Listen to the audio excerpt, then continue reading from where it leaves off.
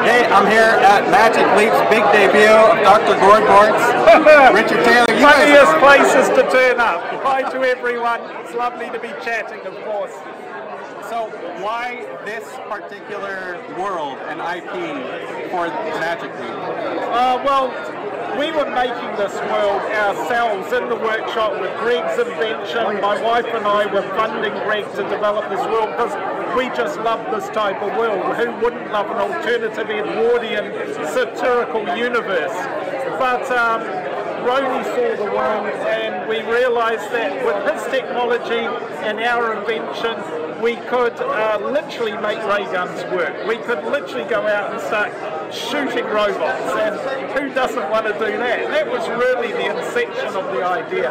But it's more about being able to visualise what this technology means to entertainment, and the fact that Dr. Gourd-Boards was the perfect platform to have a go at realising that. So, you guys did a VR thing for Smout, I believe. Or did you? Well, we didn't know. Someone did? Someone else did? I think someone else did, but we didn't have the thing, yeah. So how has bringing Gourd-Boards to Comic-Con every year for the last several years influenced the development of this game? Well, not so much influence, but the support and enthusiasm and encouragement of the people that have participated in Dr. Gourd-Boards by purchasing our ray guns, reading our comics, being just enthusiastic about what we're trying to do with Dr. Gourd-Boards has been monumentally important, of course, because if it hadn't been sort of thoughtfully respected and enjoyed and celebrated on that very first year we took it to Comic-Con, it would have died, of course, because we would have gone, oh well, no one really gets it. But people got it, they enthused about it, they loved it, and so it enthused us to go deeper and deeper. And you know, a few years ago we chose to almost fall out of the limelight with Dr. Gourd-Boards to just try and focus on this and make sure we poured all our energy into making sure this could be as good as it possibly could be. And that's indeed what we've now done. What is it about sci-fi and fantasy that that lends itself to mixed reality, or vice versa?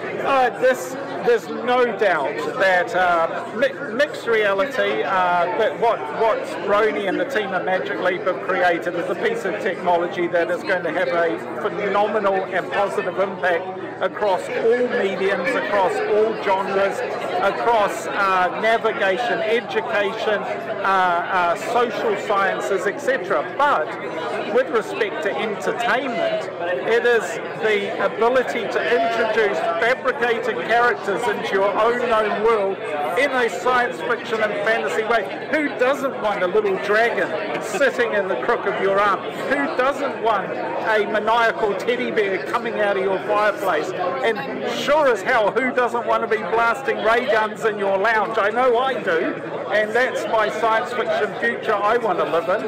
So that's really why we've embraced this, and you know, can really see the creative outcomes of what we're doing here. So will our fans at the wondering, is this the taste of the future of Weta? We have always diversified our offerings, and we have always worked freely across multiple mediums. Our heart is in fantasy filmmaking. Those opportunities come few and far between. We've been blessed by getting to work on the greatest of them, The Lord of the Rings, The Hobbit, and the Narnia Chronicles. But we hope that many more will come, but we don't want to sit idle waiting for them to come, so we want to be inventing our own, creating our own, thinking into science fiction, into fantasy, and every genre in between as we try and realise the creative thoughts in our brains. Very good. Thank you for the time and the demo. And cheers to everyone. I look forward probably to seeing you all next at Comic-Con next year, but between now and then I hope you keep hanging out and having a great time and dreaming of worlds and living, of course, in Middle-earth. So all the best. We're live. Hello, hello. How about that? Wow, that was so much Oscar winner Richard Taylor. It was a lot. That was some Oscar. Hey there, but brother. But even more than that, it was How you doing, super nerdy of just him talking about how much he loves sci-fi. I love that man, and I love how deeply nerdy he wears his nerd stripes. Yes. Hey, the staff of Scum and Villainy are behind us here, getting things going. How are you? How you feeling, Tony? Good to see you. Don't make me sick. You keep your germs over there. Keep your contagion and your zombie virus over there. Hello, Chelsea. Hi, Cliff. What just happened? Welcome, everybody. You're watching theonering.net. This is Torn Tuesday, right here on my immediate side, co-host and lovely bon vivant lady about town. It's Chelsea Schwartz. Yay! Woo woo. And you get to introduce me now. Well, I mean, there are no words to describe the incredibly amazing man that is sitting next to me. So we'll just call him Cliff. No, stop it. Oh my God. Hi, I'm Clifford Broadway, the guy who did the Ringers Lord of the Fans documentary and have been a little guy writing and hosting for about 20 years on theonering.net. So glad to have everyone here with us on Torn Tuesday, the live show that we have every week except last week. Apologies. What happened last week? Apologies. Well, this is what happened last week. Justin, our intrepid producer, went seeking the magic leap. He went looking for that leprechaun at the end of the rainbow, and he found more than a virtual leprechaun. He found the virtual pot of gold. Ooh. And he took a magic ride with those goggles and leapt over through the magic leap. He went to this big event. We thought we were going to broadcast. Last week we could not because you were in a bunker of a building that had blocked cell signals all downstairs. Nobody could get anything out. So we missed the show last week. Sorry, but welcome back. This is theonering.net, and what you just saw in the opening minutes was Oscar winner Richard Taylor, the genius behind King Kong, The Lovely Bones, Meet the Feebles, and a little thing called Lord of the Rings and the Hobbit, little 6 movies. Little thing? Little things you may have heard little of. Little thing. Mr. Richard Taylor was there. What was he doing? We partnered with Justin? AT&T. He was launching Magic Leap, and everybody was just there at this event, a public media event, where some of the biggest tech companies and tech giants were invited to get an early taste of this combination, VR and AR, software and tech, this headgear, when it's combined. How can I describe this? I don't know how to describe it, so we're going to ultimately get Justin on the air in a couple of minutes. He can describe what the hell is going on, but it's like, whoa. From what he's told us, right, Chelsea? What Justin has told us, it's the real deal. It's like the most intense new combination of VR tech. And he's only told me a little bit about it. Has he? I've only read a little bit of what he posted online, and Justin is very quick to be vocal about things he does not like. Yes, so the that's true. fact that there was praise for a new technology spoke very highly. It is a surprise to hear any of my friends, especially Efren Toscano, who is a guy who, yes, I remember entrepreneurial startup companies in the tech sector. They come down there with Justin, all skeptical.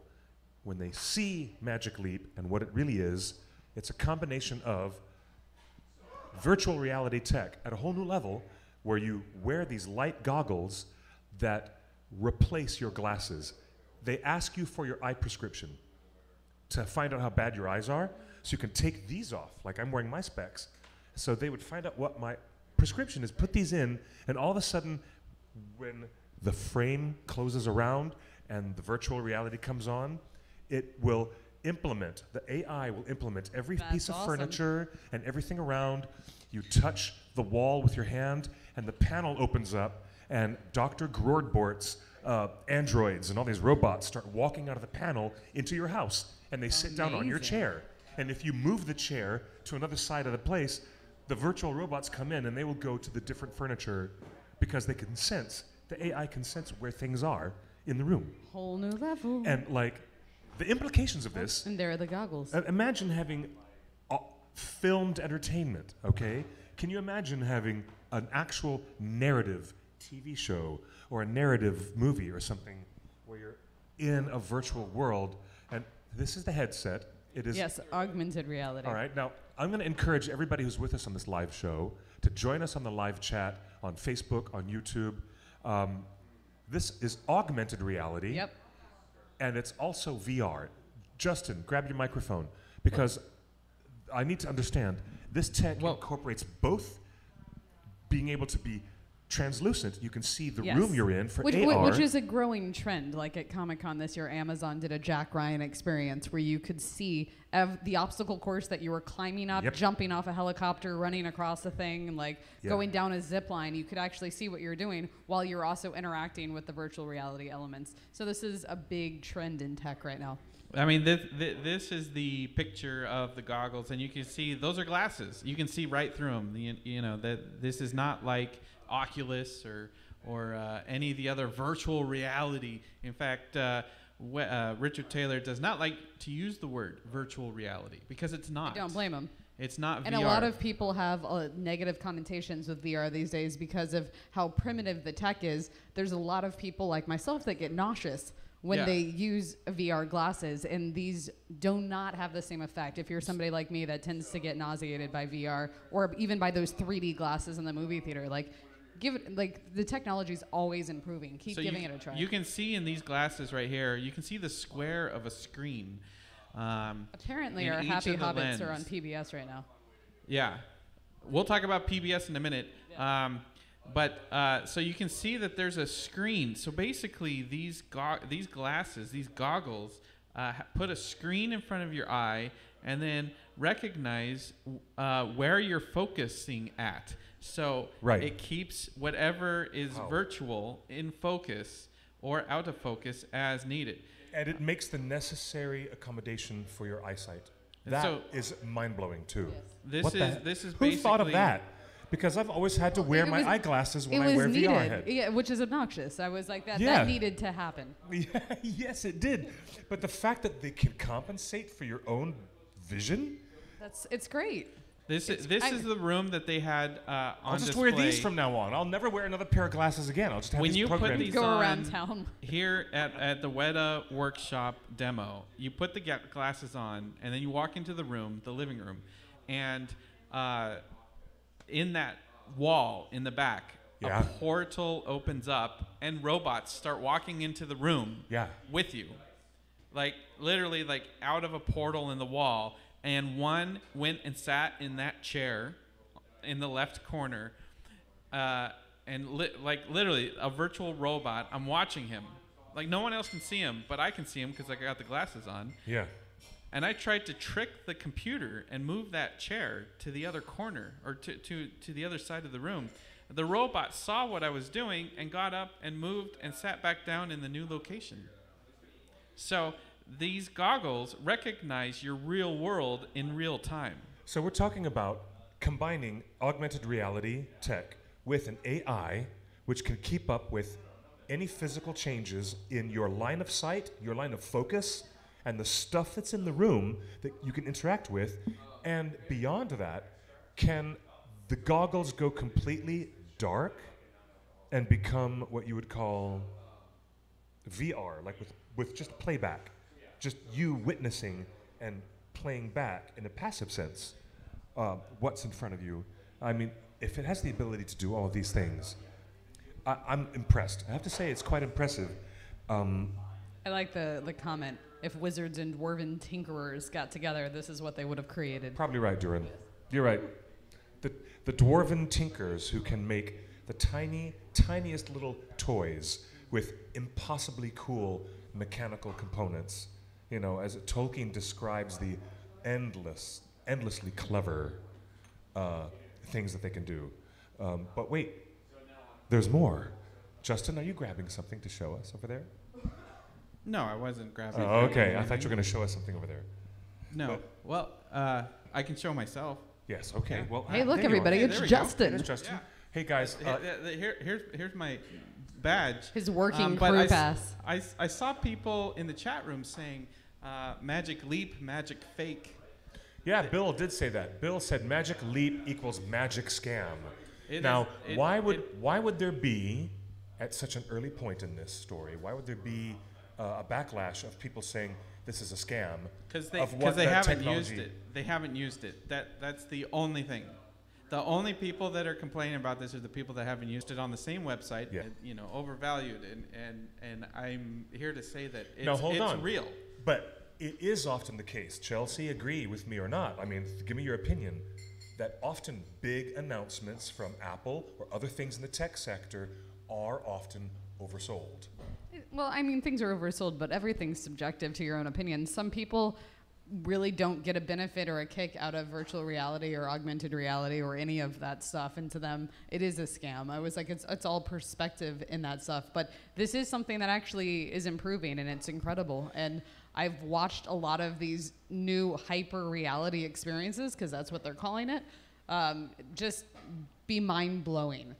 Do you know what their applications are for something like this type of highly advanced AR, just for medical school, just for medical students, Yeah. for scientists who are looking at things in a whole new way without actually having to cut something up to be there to do it? There's whole new fitness programs around it too. I was just reading an article, I got a press release today about a sports program launch that's entirely hyper reality, where people are just in their living rooms playing basketball with their favorite basketball like team and stuff like that, you know, and just getting exercise. Yeah.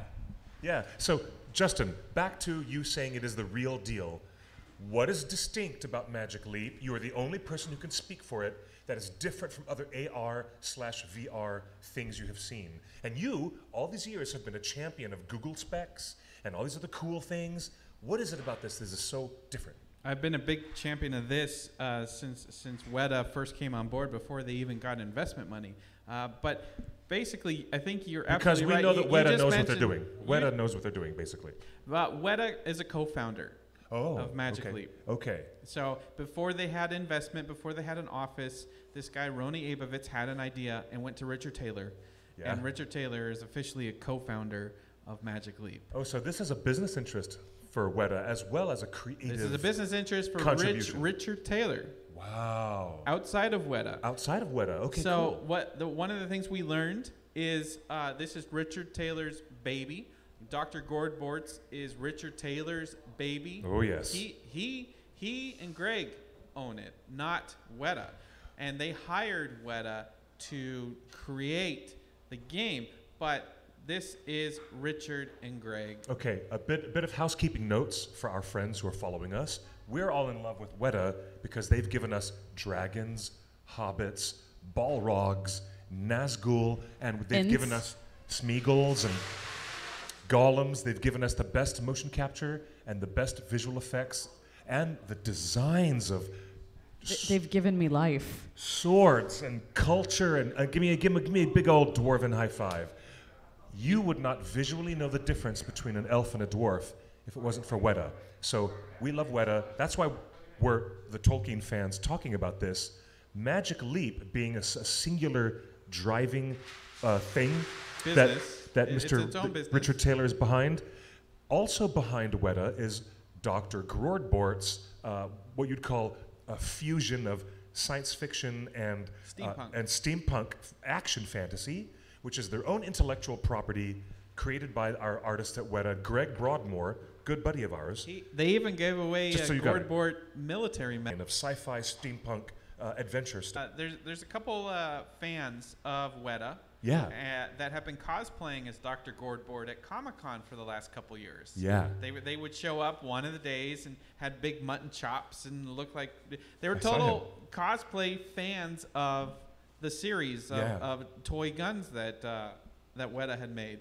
Well, Weta hired them to come to this event and be the cosplayers in residence at the official launch. So cool. Weta is giving back to the cosplay community by hiring the cosplayers Who support Dr. Gordbort from the beginning. Who's been supporting. I mean, how many companies do that? I mean, that's happening more and more now. Almost every company is grabbing influencers and cosplayers and stuff like that. I went to the Hocus Pocus 25th anniversary taping. did? I did. Ooh. And they had a costume contest, which they made it seem like everyone that was attending was encouraged to come in costume and they were going to let everyone be part of it. No, they had brought cosplayers from around the world in for a costume contest. And they found everyone who had ever done like a Sanderson sister or Billy Butcherson, but they also just grabbed like a zombie Mad Hatter and a bunch of random other stuff, and a bunch of cosplayers were flown into Los Angeles for this really cool freeform event. Like, really? Yeah. They flew in cosplayers to do that? Yeah, Okay. from around the country. That's intriguing. It's happening more and more. Yeah, the Forever Twilight and Forks every year hires their favorite Twilight cosplayers and brings them in as part of the entertainment for their festival. Like Fascinating. it's Well, crazy. Magic Leap gets to launch itself, and they're spending a lot of money, but I noticed that they're spending less money because they're using their own IP. Like, best way to launch a big tech product that's Not virtual spend or more AR. money than you have. Yeah, use your own existing Well, you know who intellectual else property. was there? Andy Serkis was there. No. And he has Andy was there Wait, in person. where Why was didn't the you tell me? interview with Andy? Yeah, it's coming. Like, wait.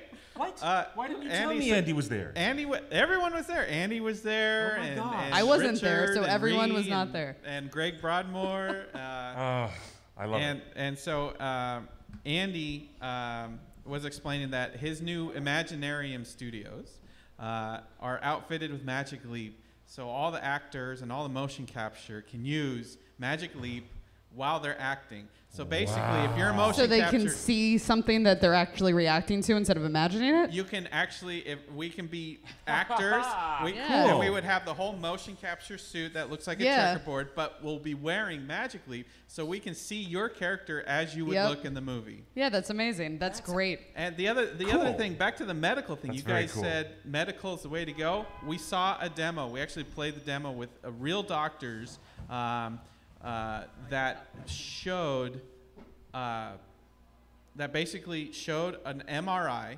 scan. Someone had gotten an MRI scan. They imported the MRI into Magic Leap, and so the doctors were able to show us, as the surgical team, what we're actually cutting out, down to the very specific. Like, here's the cancer. He would zoom into the MRI body, like, this is Whoa. the part that we're cutting out, and then he would like move and like, this is the vein that we got to be wary of. Don't touch that. So basically, before you even open someone up for surgery, the Magic Leap allows the doctor to show his entire staff what they're actually going after. Wow, I get that. That's so And cool. everyone can like walk around it, and even if there's a body on the table, they can wear the Magic Leap goggles and like have a full virtual view inside the body before you even cut it open. This reminds me of when Dr. Stephen Strange has half of his body stuck out of the astral plane, and he's telling Rachel, wait a minute, don't let me die. Please fix me. And he's guiding her operation on him on the table. Sorry. I just had a Dr. Strange So moment. I cannot preach the gospel of Magic Leap enough. If there are any doubters in the chat room, ask your questions, because I've played it, I've used it. It lives up to all the hype. All right, so you heard Justin. If you have questions about Magic Leap, put them in the chat. Yes. I also just want to acknowledge the chat, because you guys have been asking us a lot of questions when they've been going on and on about Magic Leap, and no one's talking about it in the chat. We had a lot of people talking about PBS. The Happy Hobbits were just on PBS, and some people are recording it. We'll talk about that in a minute. Somebody asked a really brilliant question. Oscar, I believe it was, said that we're coming up in a couple of years on the 20th anniversary of Fellowship of the Ring. In 3 years, Yeah. that is the length of time I would expect. And we have no announcement at all. This is just my So speculation. the question was, do we think anything will happen to celebrate the 20th anniversary? I only think one thing might be possible for the 20th anniversary. The special Unicorn edition Unicorn?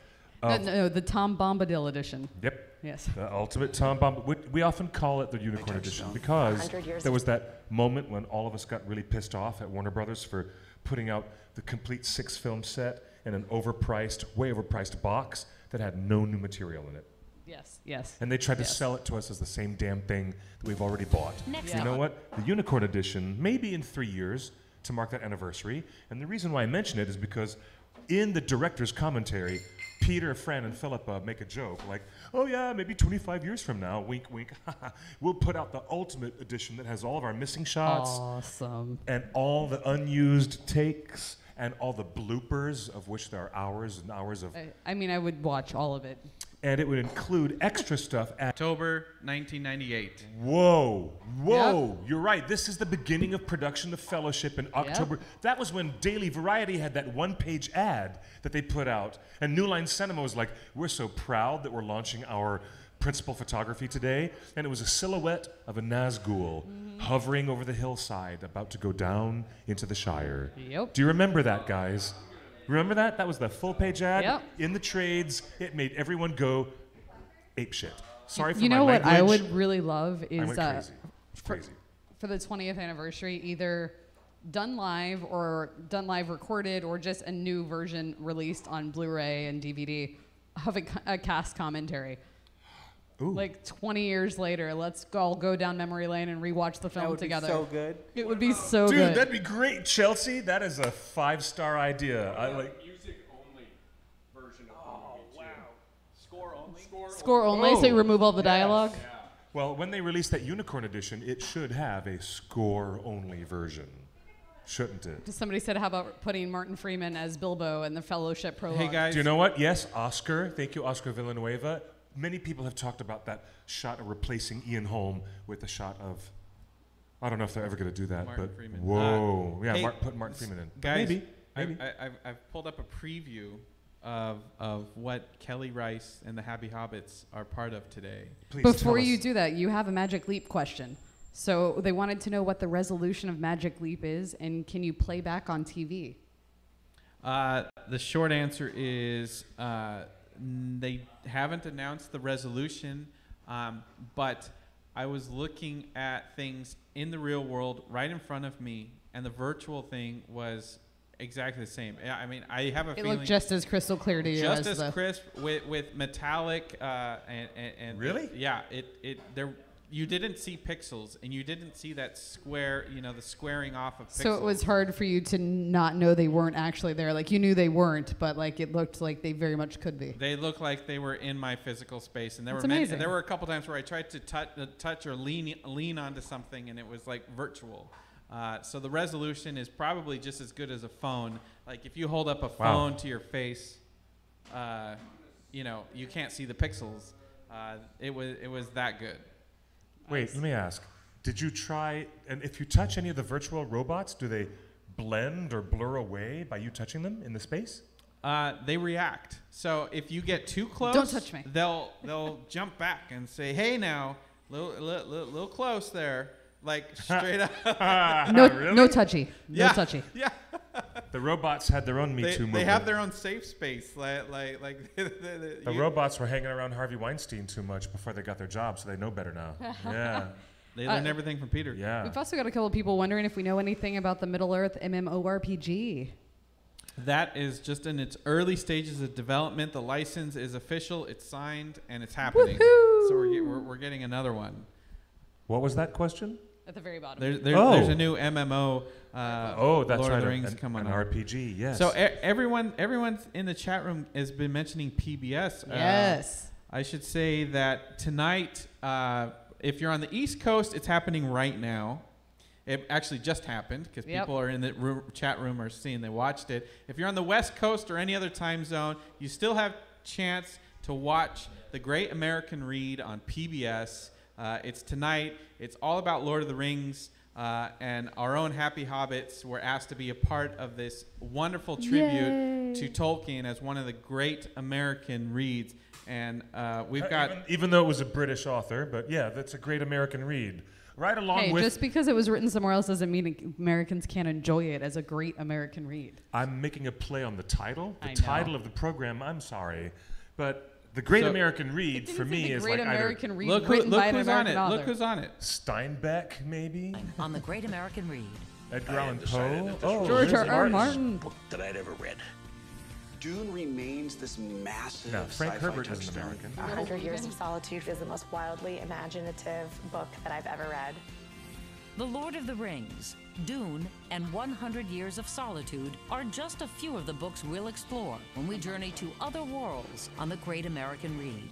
Tuesday at 8, 7 Central, only on PBS. Oh, how cool.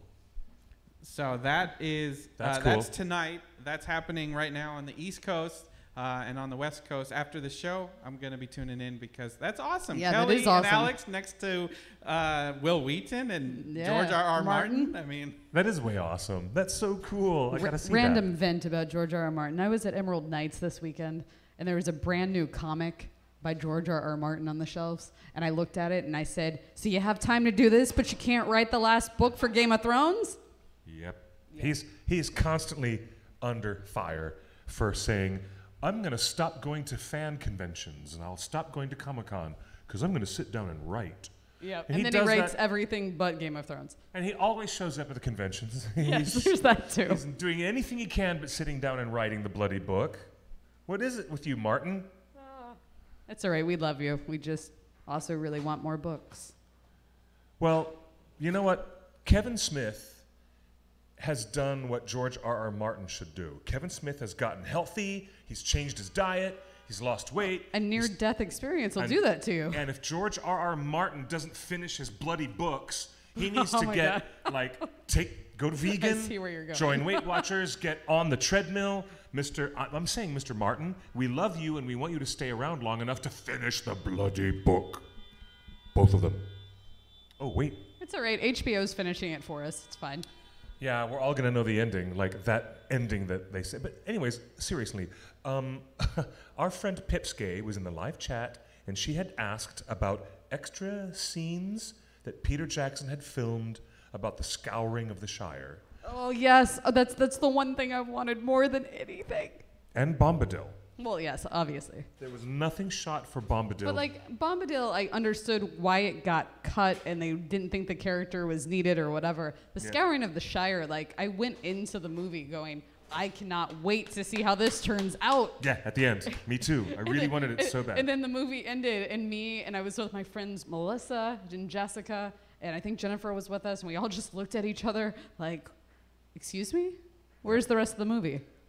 What happened to Saruman? Yeah, what happened to bloody Saruman? And then you found out a year later when the extended version came out, and you found out what happened to Saruman. Yes.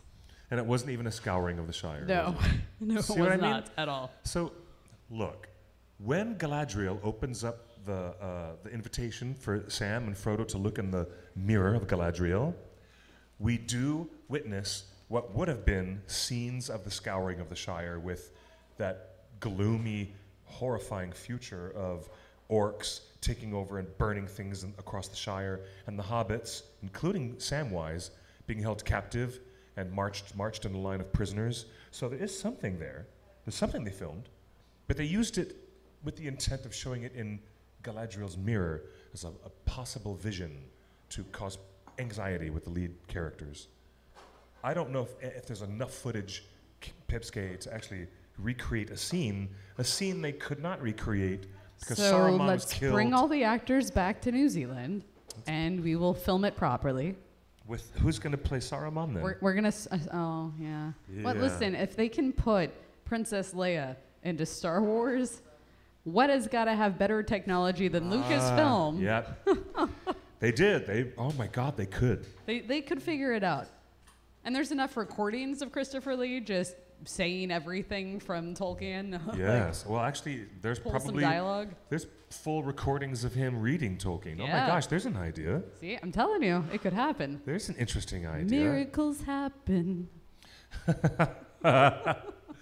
According to Oscar, in his response, he says, many say that replacing Ian Holm with Martin Freeman in the Fellowship prologue would be disrespectful. But it's precisely thanks to the Hobbit trilogy that we gain more Ian Holm scenes, which is almost a blessing. I think there's a payoff there. Besides, that one shot of Ian Holm as younger Bilbo is only 7 seconds. It's not 8 seconds long. It's not even a few seconds. Yeah. Not even. But it's still more. And that's all you need sometimes is that little just, hey, how you doing? Yeah.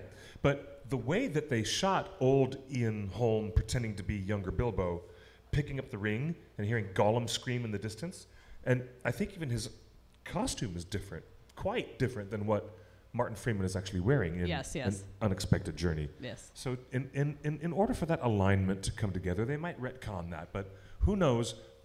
20th anniversary of Fellowship of the Ring is still 3 years away. In between that time, we're going to have Amazon bringing us a whole... Oh, so much. And somebody just asked a question about that. But bunch before of that stuff. question, somebody asked if we know much about the Lord of the Rings games and are we players? And they're talking about Lord of the Rings Online. I mean, I know Cliff's a gamer and I'm a gamer. Definitely. We're gamers. I have not played the massively multiplayer online, but I have played a lot of Shadow of War, Shadow of Mordor, both of those. Super fun, great game engine. I'm still not happy with 2 issues with the storyline of Shadow of War, and you know what I'm talking about. Yes. Yes, I do. Wait, okay. First of all, Celebrimbor and his angry ghost would not be hanging around Middle-earth for this long with the intent of making another Master Ring to, Yeah, no. I remember when that came up. I was just like, so we're just throwing everything out the window. Yep. Okay. Yeah. Throw the baby out with the bathwater. All the cautious themes that Tolkien carefully constructed to warn us about how power was bad. Yeah, exactly. Okay, the other thing that I didn't like about the video games was gorgeous, lovely goddess of the night. Oh no, wait, that's Shelob the terrifying spider. Yes, oh. yes, right.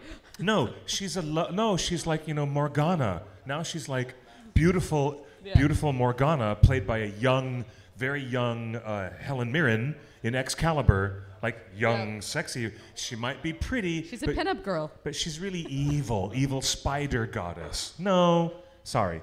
Shelob could not be doing that. Other than those 2 complaints, I think that the game system of Shadow of Mordor and Shadow of War with the Nemesis game system, where you have to come back and deal with your consequences of how you treated those orc generals early in the game. Yes. Wicked cool. Love the game. And I love the fight system. The combat is fun. The fight system is really smooth. Yeah. Love it.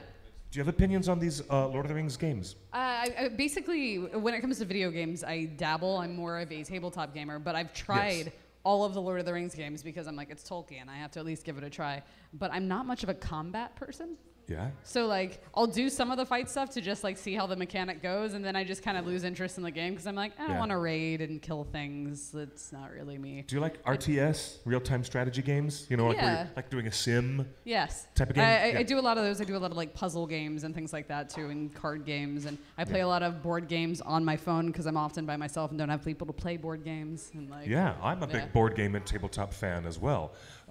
Somebody asked what's on my hat. I'm the Mad Hatter, so this is the 10-6, which a lot of people think that this is the size of his hat. This is actually the cost. He left the price tag on. The cost is 10/6? Yeah. Meaning 10 pounds 6 pence? Yep. That's it, 10 pounds 6 pence. I learned that from the Mad Hatter at Disneyland. He asked me if I actually knew what the 10-6 meant, and I was like, isn't it your hat size? And he was like, no. He said it's the price of the hat. Yes. The Mad Hatter hat. So yeah, that's what it is. And then I'm wearing a "We're All Mad Here" T-shirt. I'm just all Wonderlanded out today. So somebody asked above this, it's gone now, about Amazon, if we've gotten any confirmation if the pre-production has started, because weren't they under contract to start by the end of the year? They are under contract to start next year. It has to be in production next year. Pre-production has not officially started. There is design work going on. There has been design work going on for several months now, just on early sketches because everything has to be presented to the Tolkien estate for approval. So currently they only have 2 writers. They don't have a director. They don't have a showrunner. They don't have actors. They just have 2 writers and some creative people kind of sketching out broad strokes.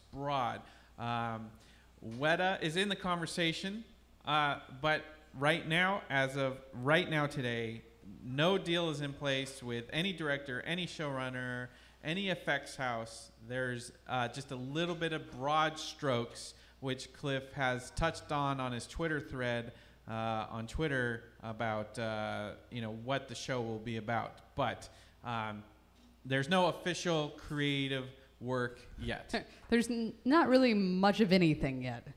Yeah. But don't you find that suspicious?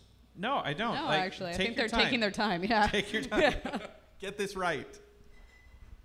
Well, I don't mean in that sense. I mean, why not trickle down one press release every couple of months to build excitement. I don't think they want to build more than they can actually give. The hype is and real. I don't think that they know what they can give yet. And All right, based on that's fair enough. looking at where fandom is right now Yeah. and culture is right now, if you trickle drip information, we're past that as a society now. We will hang on and debate every drop, and we will debate it until we kill it. That's what happened with fan theories in between the release of The Force Awakens and The Last Jedi. It's still happening. It's still happening. People refuse to go see Solo. Now that it's out on home Solo video, was people actually are a great film. It was. There's thousands of tweets saying, "Hey, I purposely avoided Solo in theaters, but now that I've seen it in home video, it's amazing." Yeah, it's quite good. It was Yeah. a great movie. Yeah. It was actually. So I love a good heist movie, and that's actually a heist movie Yes. I really enjoyed. Not all of them work the same. So That was to your fun. point, Cliff, you want them to trickle down? I say no. No, get all your ducks in order and give us one big press release. Lord of the Rings announced, Weta Workshop doing all the special effects. Okay, the but if directors they are do this. one big press release, we're gonna have a problem because we're gonna need about a 10-hour live stream. You better believe it. Oh my gosh, yes. When that happens, we're going to go live immediately and stay live all day. So All right, promise. All right. I'll stay awake for 24 hours with you, Cliff, and live stream and talk to all the fine folks that want to be up with us. Who wants to be up with us nerding out when that press release comes? Let when us they know. announce, Chelsea, I'm down. I love that you have volunteered already. I'm in. I'll wear my pajamas. You know what? I'll go get some Lord of the Rings pajamas and just wear it and be like, we're ready to go. Let's go. I'll go buy some. I will buy some Lord of the Rings pajamas. Yeah. And I might even combine them with my Link blanket. I've got a really Ooh, good that's Legend of Zelda blanket. nice. So we I can like curl that. up and we'll talk all night long and all day about that big announcement when it happens, folks. Look how many people would join us. you Everyone's guys going, join me, us. me. I have a question for both of you. I would love nothing better than to have Chelsea and you join me. You guys, it'd be great, and we'll go through all the details of that big announcement when it happens. You might get more Loki reactions from me as we get. So I have a question for you guys, because this has been a big debate on our socials this week. Should Amazon publish books and comics I saw this based question. on the new TV series?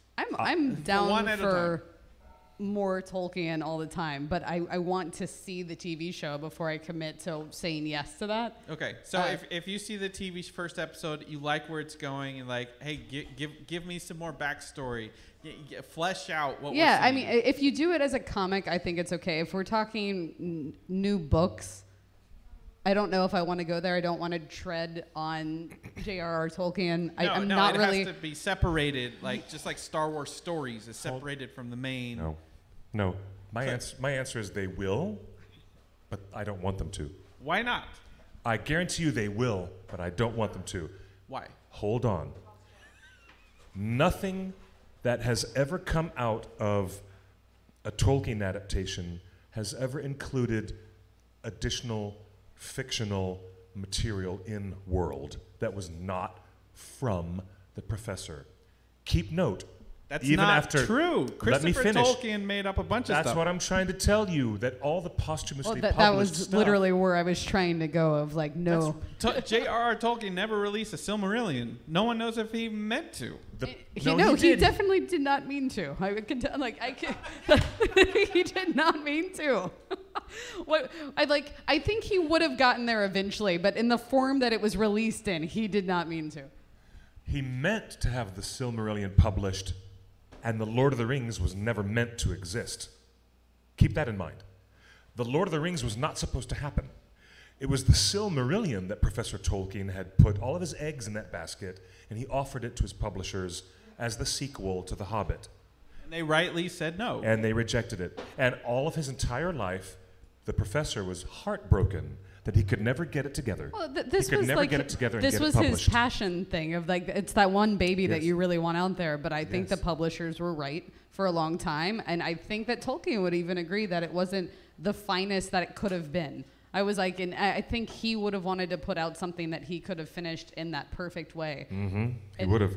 And that's what I mean about I don't think it was supposed to come out in the way that it is now. I was like, But at the same point, he's gone, and we got a great book with more stories out of it, and it's still things that he was crafting in his world, and we get to imagine where else those characters would go, and we get to build history off of that. Now, Justin, you cannot delegitimize the what he said initially was that, oh, they can put out comic books because Christopher Tolkien's been putting out other stuff that Tolkien didn't finish. Yes. And I'm like, wait a minute. Which I have big problems with. But all the stuff, wait, really? You have problems with Christopher Tolkien publishing his father's unfinished manuscripts? I have a problem with him not publishing, but finishing them for him and publishing them. But if he didn't bother, then we would never have had any of these stories. Like, I'm one of those people that's like, I would love to like go to a museum where you can sit down and go through all of the writings that weren't published and see them as they were. But like, I don't want somebody else's opinion of where they think the story should have gone to finish them.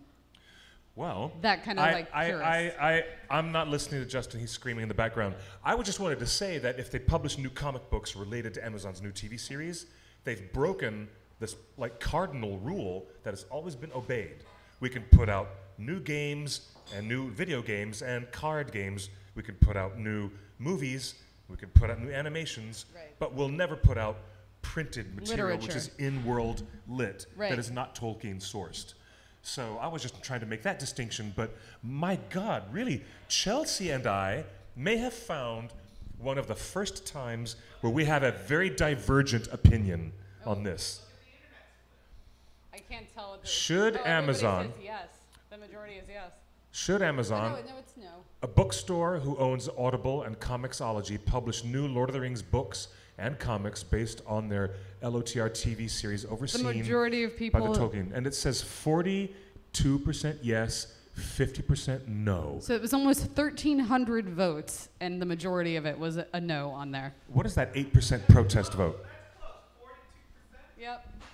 That is not overwhelmingly. The fan is just as divided as this show is. All right, Pete Reitzert says Professor Tolkien tried most of his life to finish the Silmarillion, so yes, he wanted it published. Christopher said that his father could not reconcile the different versions.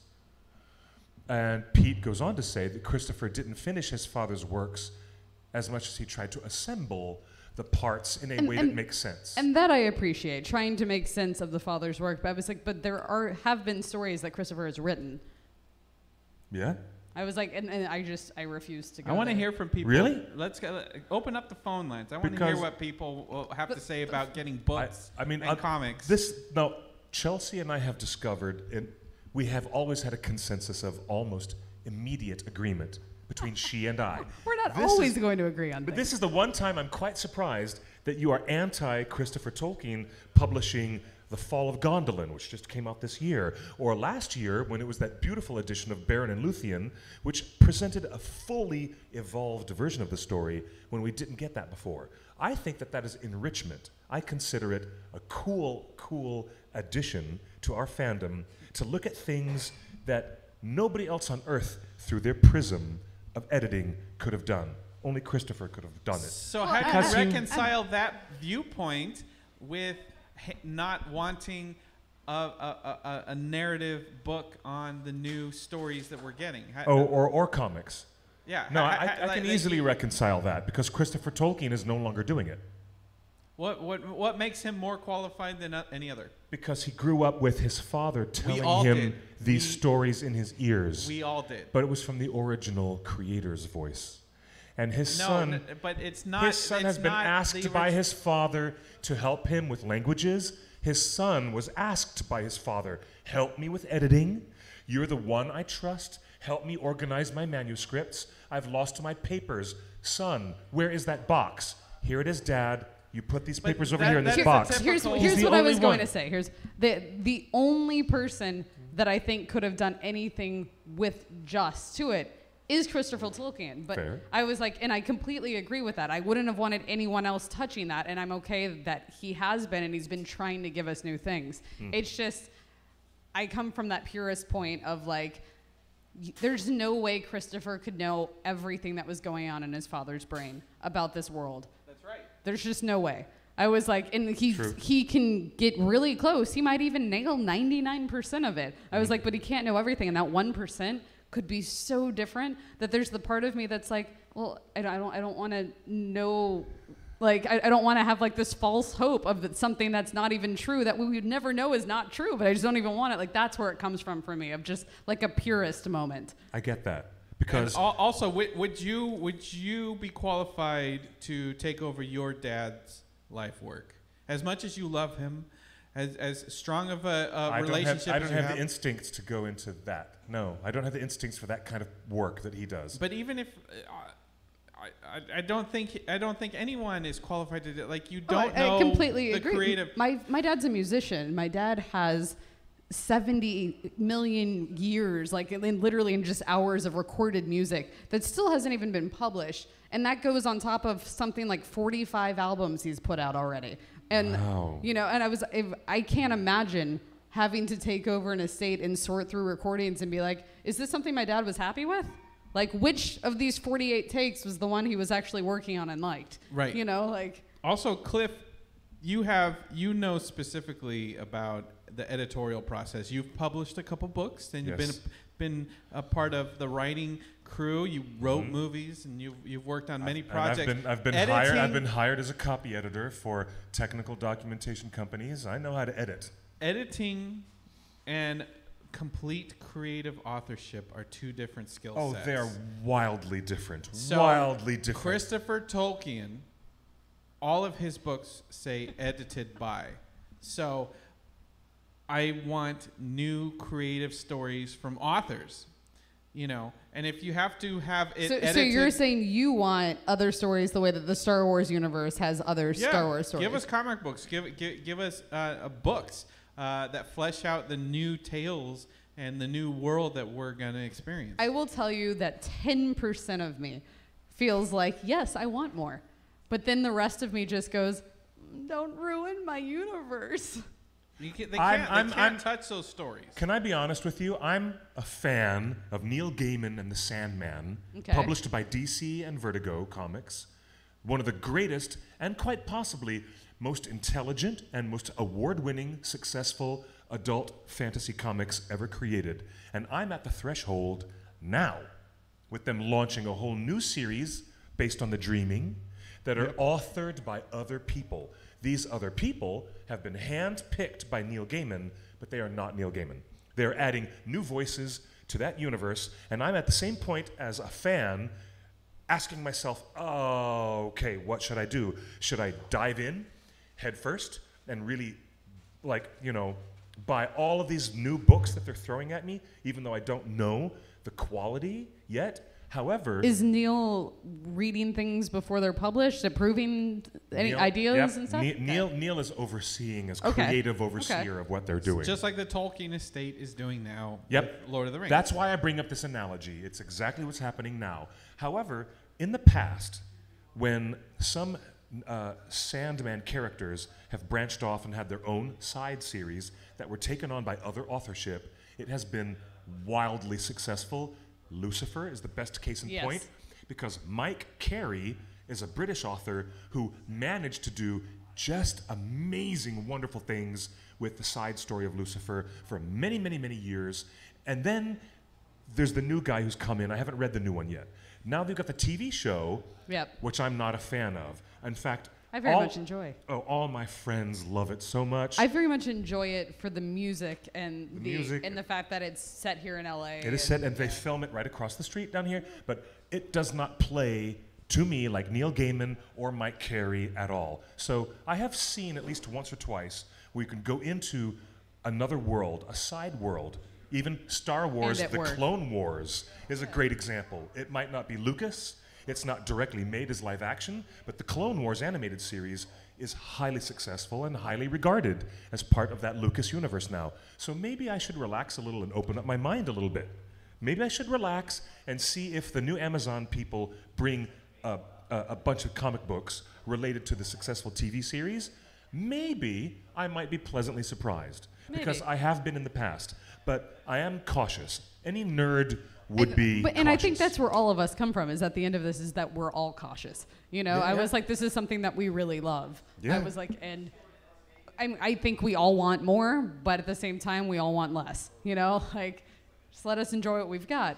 I'm really excited for the series. Me too. It's funny, when you were talking about Neil Gaiman and all of that, it made me think about what everyone used to complain about Game of Thrones. And people were like, oh my God, this is not how the books went. Characters died that don't die at that point, and that everything in Game of Thrones, the TV show, was changing. And I remember having this thought when it came to that of like, yeah, but George R.R. Martin is involved in Game of Thrones. So if he's the author of this of the series and he's okay with what they're doing, then I'm okay with it. I was like, and that's kind of how I feel about this. It's just we don't have Professor Tolkien around to be like, hey, I really liked those movies. Oh yeah, that is a great thing. And that's where I get more cautious. Do you know what? The guys from Futurama should have frozen or Tolkien in a 2,000 year or a 1,000 year freezing tank and let him come back. Yes. And somebody would actually stand there and say, welcome to the world of tomorrow. And Tolkien would come back to life and say, I'm going back. What about these people in the chat room? They're saying respect Tolkien's work. Yeah, respect Tolkien. There was a lot of yes, Chelsea, and all of that thing. I think everyone's. I don't think the Silmarillion as published respected Tolkien. It is too hard, too confusing, and it's too scattered, and it's not worthy of Tolkien's detailed work that he actually would only publish. He's notoriously detail-oriented. As much as I give crap to the Silmarillion just because it reads like a history book, that's literally all it is. It's Professor Tolkien's stream of consciousness. That's what the Silmarillion is. And it's, if you're not him to decipher exactly what he was thinking, to really flush out those stories, it's a really complicated, rough, exhausting read. It is. It is. And that is why there are hours and hours and hours of web series on YouTube done by our own guy from Torn Book Club. That would be our own staff member from the OneRing.net, Josh Rubenstein, and he did what could be called the most helpful study guide for those people who cannot slog through, even me. And even though I've read the Silmarillion enough times to know, when I reread it, it crosses my eyes sometimes. And I read it in college. It was required reading in my Linguistics and Middle Earth class, and all of us were basically reading it together in class, page by page, just trying to keep our eyes open. Like it's a rough read. I have read it. I read it in 2005. And really? So you've read the Silmarillion, but you haven't read The Hobbit? Or I mean, The Lord of the Rings. I read The Lord of the Rings. Oh, so it's The Hobbit you haven't read? Yeah, I don't got time for those kids' books. He's read all the complicated stuff, but Justin won't read The Hobbit, which takes barely 4 hours to read. I'm sorry, you haven't read The Hobbit? I know, smack him around. Yeah. How did I not know that? That's big news. Yeah, it is. That's like, I need a minute news. Like. Well, I needed a minute when I heard you say I'm not really down for Christopher publishing more stuff. I'm like, what? Oh, wait. No, there's an argument going on now. You have to want this. You have to want books, and the fandom, as we saw in the Twitter poll, is totally divided, almost split down the middle. Like, give us books, but I think a lot of people are cautiously saying, like you said, wait till I see the first episode. I mean, for me, it's not even the first episode. Like, can we get halfway through the series and then go, oh, okay. Like, there's so much that can happen between episode 1 and 5 that can change that mind. I don't want them to have a product launch ready when the series drops. And that's what everyone does now. Yeah. I was like, everyone's got every action figure and towel and bed set and whatever else ready to go, and the series isn't even out yet. You guys in the audience, listen to her. She's right. That is absolute wisdom. They're going to have a bunch of product launch, even comic books, without even testing the quality of the show or the longevity of the show's writers.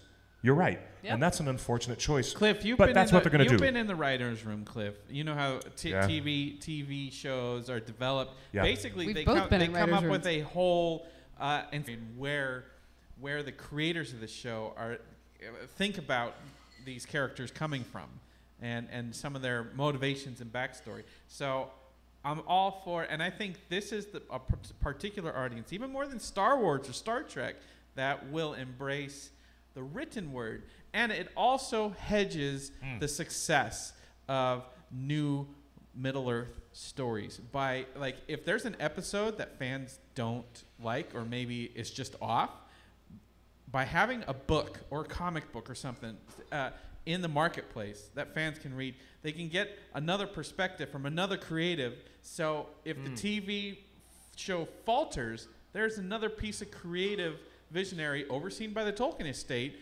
that hedges and says, you know what, there is still, you know, there is still a path. So somebody just said Spaceballs, the search for more money. That's literally what we're talking about. That is what product launches and all of this stuff. That's exactly it. Shad, you're right, Shad. I will just say this, right, that Shad. like overall, I don't judge a book by its cover. I was like, I'm excited for whatever they want to give us, but I'm cautious. And that goes with anything Christopher's doing as well. I was like, but I mean, I will be the first one that if Christopher decides he wants to write a Hobbit tale out of nowhere, that he has this great story idea that he remembers his dad telling him when he was a kid, and he's gonna put it on paper. I'm obsessed with Hobbits. I'd be super excited to read a Hobbit story. You publish something about a battlefield, I'm like, combat, battle, people died. I'm like, I don't want to go into it, but like, the story of the entire Shire, I'll read all of that. How, like, going back into Elven history, I'd get really excited. So as much as I'm like, don't tread on it, I want the purity of Professor Tolkien. At the same point, somebody mentioned it in the chat room, if we want our fandom to grow, we have to be willing to accept new stories. Yeah. Well, and another question for both of you, Cliff and Chelsea, in the same vein. Magic Leap. We talked about Magic Leap at the top of the show. Full circle. If they made a Middle-earth Magic Leap experience, would you be for it or against it? I wanted to mention... The first thing I thought when you started talking about was like, can I visit Hobbiton like this? I wanted to mention that first thing when we started talking about it, is that what are the applications for being in the Middle-earth narrative with this new AR/VR tech? What they explained to me is that it reacts to your world. So you can't go to Middle-earth. But they need to figure that out then. It could scan your existing living room or what I bedroom. was thinking was that you go to New Zealand and you go to Hobbiton. Yeah. And you put the glasses on in Bag End. And then all of a sudden Bilbo and everybody is there in Bag End with you. Like that can happen. But what they explained to me, what they explained to me last week was they could scan your room and turn your room into a Hobbit hole. So your fireplace becomes Bilbo's fireplace. Yeah. And the doors become round. So yes. Is that an abuse of Tolkien's license? Because now you're not going into his world that he's in total control of. His world is coming to you. No, that's not an abuse of the license. Making video gambling machines was a freaking abuse of the license. Okay, let's be clear. Shadow of Mordor? But they do make those gambling machines for everything. I mean, Betty White has her own slot machine now. And she does? It's just Betty White. It's not even about Golden Girls. Betty White licensed her image and likeness to a gambling machine? Yes, she did. What is the world coming to? And I totally spent money on it because I love Betty White. I'm like completely aghast. I'm completely aghast at that. All right. Also, somebody just called me a genius, and if you could just tell me that on a daily basis, it'd be amazing. Look, I do not politically agree with John Rhys Davies. In fact, he and I are quite polarized apart in our political viewpoints. Rightfully so. But when John Rhys Davies said, there are few things on earth that have caused more human misery than gambling and the addictions and the patterns of life behind it, and I'm like, he was so dismayed that Tolkien's Lord of the Rings and his characters and these images became part of that. It was like disgusting, okay? That's abuse of the license. I'll agree with him on that. But when it comes back to publishing comic books or using an AR version of the Hobbit landscape, I would drive out to Calabasas just to be out in the mountains, and I would so gladly put on this Magic Leap thing to see Middle Earth and dragons coming over the hills of Southern California. I'd be so down for that. That'd be great. Our annual Baggins Bash, everybody has them on, and we're in the park, and you put it on, and suddenly you're in the Shire. Oh my God. That'd be great. It would be so good. We could have trolls hiding behind the trees around us in the park. And we could finally have fireworks. Real virtual fireworks. Yeah, exactly. Yes, we could actually. I think that would be so awesome. I think that'd be really awesome. Well, Cliff, I wanted to talk about something else. Jimmy Cauty. Jimmy Cauty was an artist in the 70s, right? Ah, yeah. You want to bring up the Jimmy Cauty thing? No, hold on. We're getting a call on the hotline. All right, let's take it. We got a call. Who's calling us? Hey, you're on the OneRing.net live Torn Tuesday. Where are you calling from? Hi, Chris. This is Brennan calling from San Jose. Yeah. Hey there. How you doing, brother? Good. It's been a while since I called in. Say that again. I missed the show. I haven't been able to catch the show. It's been a while. Thank you. Yeah, it's been a while since you've been on the show, and we apologize for entirely missing last week, but that was not my bad. So what's good? What's good? What do you think? Well, I think an immersive Middle Earth experience would be pretty cool. And I'm jealous. My cousin's wife went to New Zealand, and she got a picture in front of the big tree where Bill was his birthday party. Yeah, the party tree, which is outside of Mata Mata, where they have the sheep farm, where Hobbiton was filmed. And this is before they built the permanent oven holes or whatever. Yeah. Before they built the permanent facade, but there were just old facades there. Wow. Okay. Yeah. So cool. There, and I tell you, I was so jealous because that's an immersive experience right there. To get to be exactly where they filmed. But I would love to have like a virtual reality kind of. Yep. I think we all would. Imagine, what if you just lived in the woods of New England, or if you lived out in the desert mountains of the desert Southwest? You could use that AR to recreate all these great elements of Middle Earth, and the AI that's within Magic Leap could modify the creatures and encounters based upon where you're at. Mm-hmm. That would be really cool. Yeah. It would be. I'm totally in favor of that. Okay. Well, Justin has a question for you. We may need to relay what the call is. People can't understand.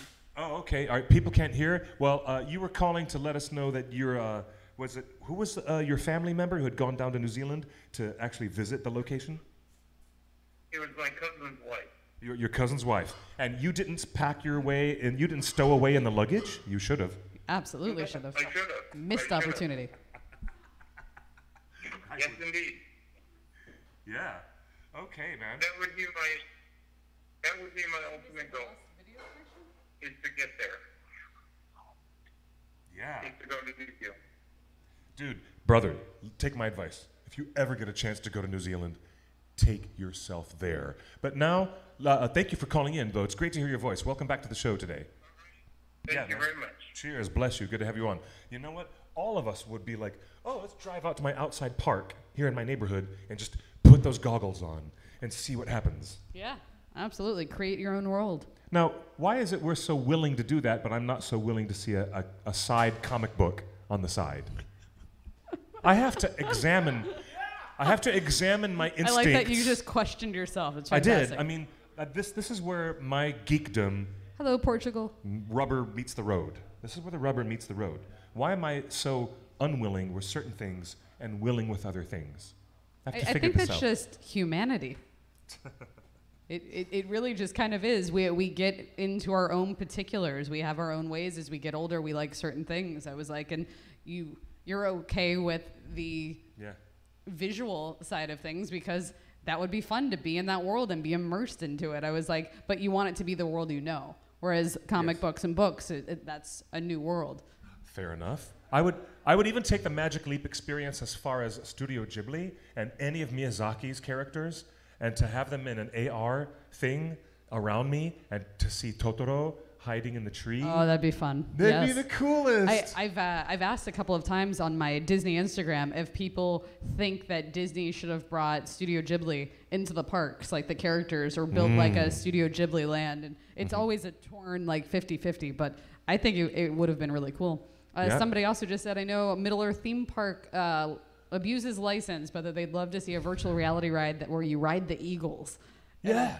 I'd love to just, maybe not even virtual reality, actually get in, like Universal has that Griffin, is that what you're riding at? Yeah. I was with Hagrid. Buckbeak. Is it Buckbeak at Harry Potter Land? Exactly, in Wizarding World. I was like, I'd love to actually climb an eagle and go on a roller coaster ride or something. It'd be fun.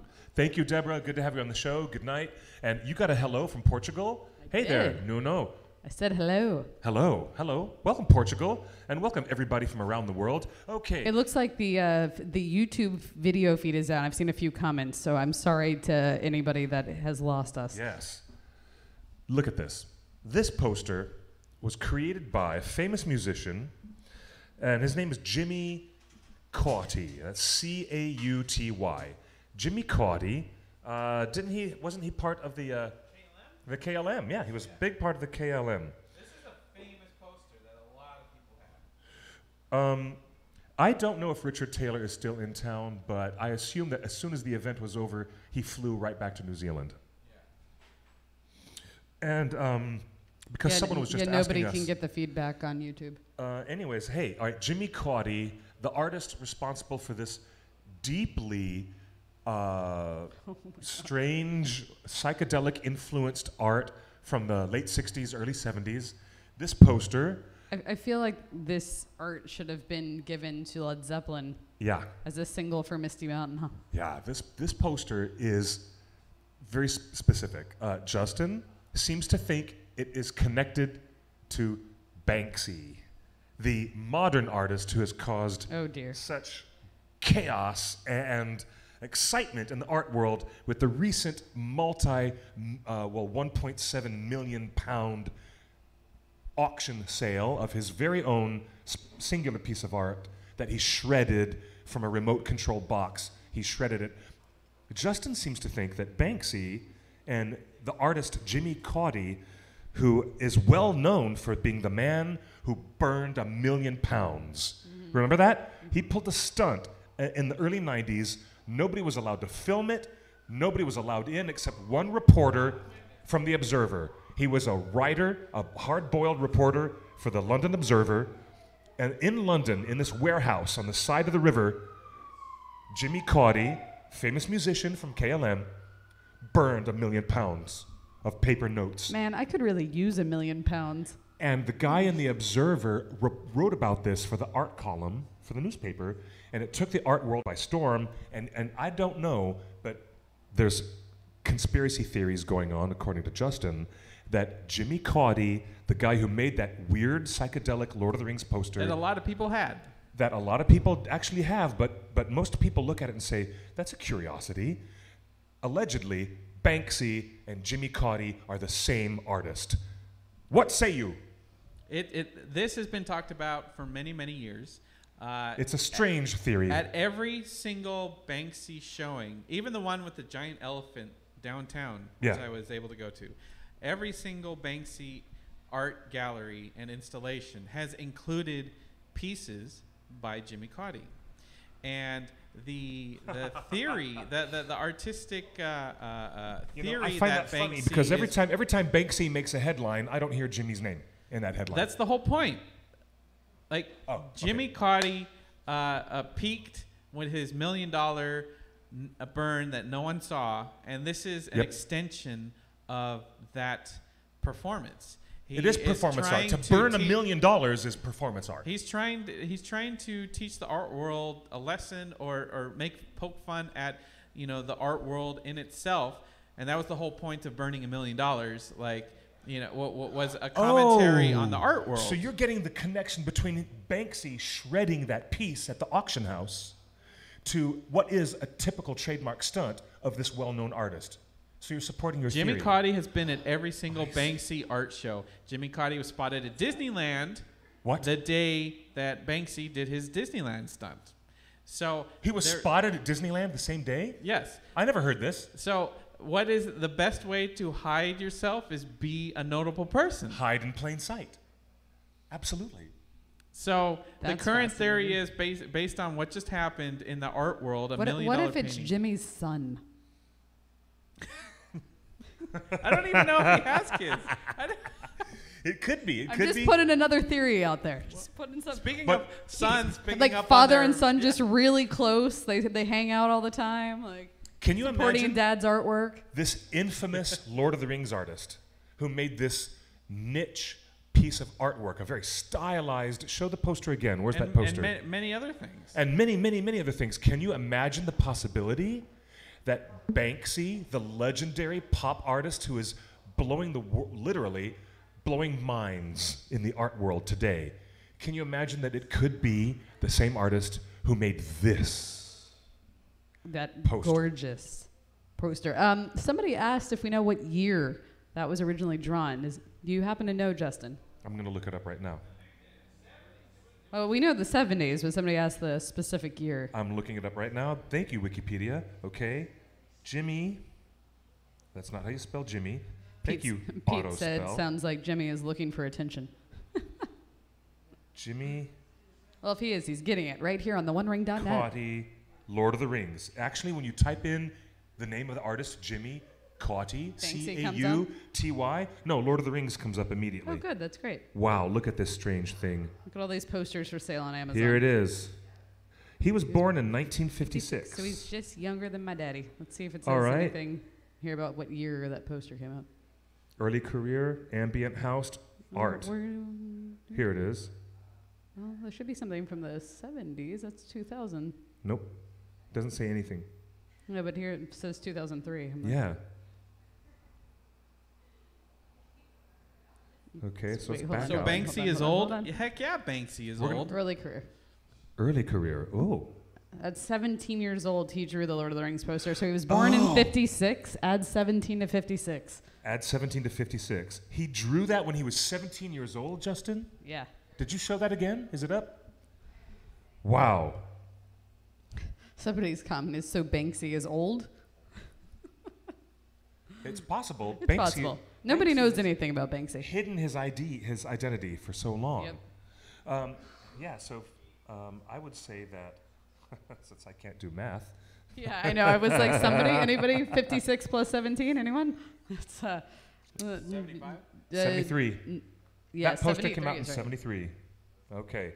Maybe 74 if it was an off year. Well, he drew it in 73, so... Yeah, that poster It came out in was the early 70s. A lot of people had this iconic poster, and then after he made this poster, he started doing posters for many bands, and then he created his own band. Okay, I can see that now. called I was the like, it looks KLM. like band art. And the KLM became a big band in the early 80s, I Yes, believe. they did. Yes. Right? Huge. And from then on, and then he burned $1 million in like 89 or 91. Yeah. And then kind of dropped out. How does a creative guy like that drop off the map?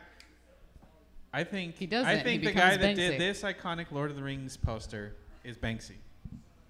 There you have it, ladies and gentlemen. There you have Another conspiracy by Justin. Justin's...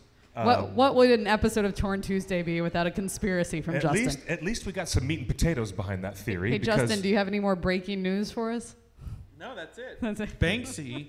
Everyone's got a Banksy on their wall. That's what I'm saying. Like, I don't have a Banksy on my wall. Like No, how do you know many what? people grew up with that poster on their wall? That imagine knowing that old poster that's probably ripped to shreds in a box might be a Banksy. In the late 70s, I had the Ralph Bakshi posters from the United Artists movie release, and I had a shiny metal version. It was a metallic poster. It was really cool, and I don't know what they printed it on. It was some really thick metal mylar or something. It was crazy. It's so cool, but.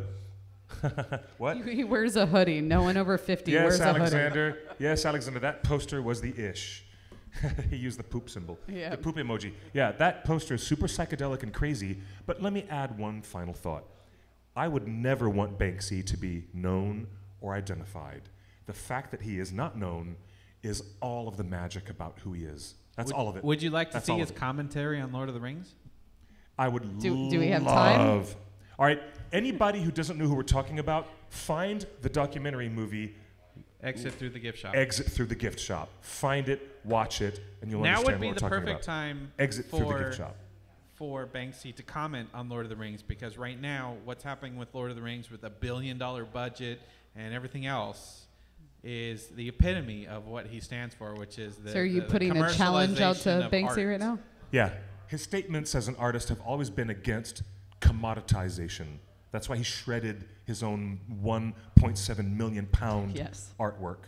And that's a lot of money. Again, I could really use 1.7 million pounds. I could. So. But I mean, to burn money as an art stunt, to shred a valuable piece as an art stunt, he is saying something about I think commoditization. honestly, I think that's a brilliant art move. It is brilliant. But I like the idea that Banksy is an unknown person. I had a really weird dream about art the other day. Come to think of that exact thing, my dream was about Van Gogh paintings, and it was more about a history lesson of like, how do we really know that there was a guy named Van Gogh? How do we know that somebody didn't just say that and make this story with these paintings? And then the dream went further into, how do we know any art that's been passed down is actually what we believe it to be? And it was this really deep philosophical dream. I woke up like, where did that come from? Yes, absolutely. Oh my gosh, dreams? Yeah. And the strangeness that they bring to you. Well, you're in the land of Morpheus, the Dream King. When you're in the land of the Sandman, only Neil Gaiman knows what might happen to you. Only Neil knows. Hey, guys, we need to invite Ralph Bakshi to the live stream and take bets on how long it takes for Bakshi to get offended and leave. Oh. Well, Ryan, I'm glad you mentioned that, because that very thing almost happened when I interviewed Ralph Bakshi at the commemorative screening of The Lord of the Rings and Wizards, which was held by the American Cinematheque about 3 or 4 years ago. And I mentioned somebody's name that I should not have mentioned, and it was Peter Jackson. And Ralph Bakshi got so angry, he almost got up and left. If you would like to find that interview and the video, including my 7-page magazine article about the legacy of Ralph Bakshi and the connections to Peter's film, find it on theonering.net, or you can just go to Google and type in the following words: Bakshi, a legacy uncloaked. Or just look in the word Bakshi, legacy, uncloaked, and you'll find my huge article, and you'll see the interesting moment when his temper almost got the better of him. And I don't know how I held myself down.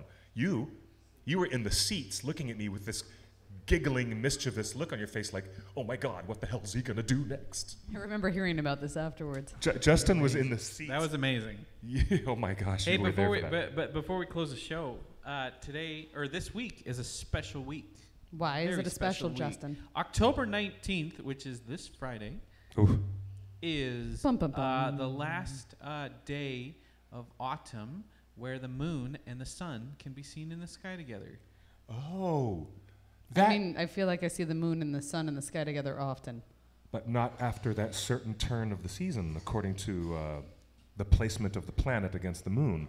And this is suggestive of The Hobbit, when they look for Durin's Day so they can have the last light of the setting sun shine upon the keyhole. Is that what's coming up this weekend? Holy cow, guys! It's almost Durin's Day! Whoa! That is a big reveal. We didn't know that.